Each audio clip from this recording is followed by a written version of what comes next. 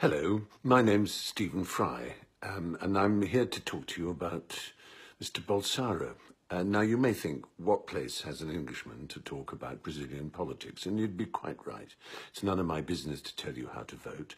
But I've been watching his steady rise in Brazilian politics with some alarm.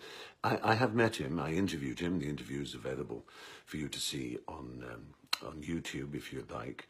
And I have to say, as I did at the time, it was one of the most chilling confrontations I ever had with a human being.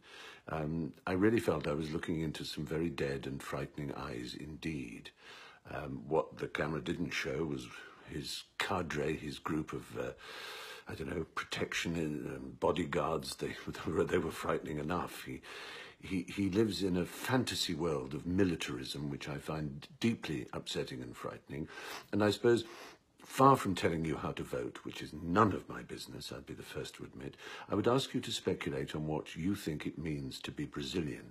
I know, as someone who loves the country and has visited it many times, what I think Brazil means. It means colour, richness, diversity, astonishing friendliness, warmth, and yes, unquestionably crime and drugs and violence and all kinds of very frightening and terrifying side effects of so many people living together in a mixture of poverty and extreme riches as well.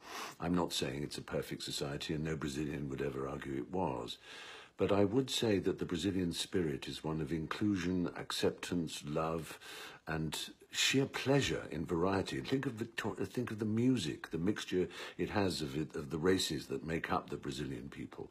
And think of the food. Think of all the art and the culture and the excitement and the parades and so on. They all speak to a wonderful mixture.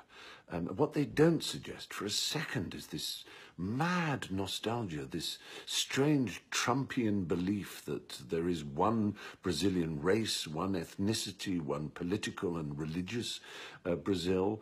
I mean, does he want to be Emperor Maximilian? I don't understand really where he comes from. It seems to be a very dark, frightening and incredibly ignorant place. If the world is to be happier, it won't be by going backwards. It never has been, and it never will be. And the talk he gives, the speech he uses against people of colour, women, and of course the LGBTQ community in particular, is genuinely terrifying and will result in more broken heads on pavements, more blood spilt, more torture, more killing, more unhappiness, less acceptance, more crying parents. That can't be right. Surely Brazil is better than that. Brazil is better than Bolsonaro. That is my view. Take it just from someone who loves your country. That's all I have to say. Much love. Bye-bye.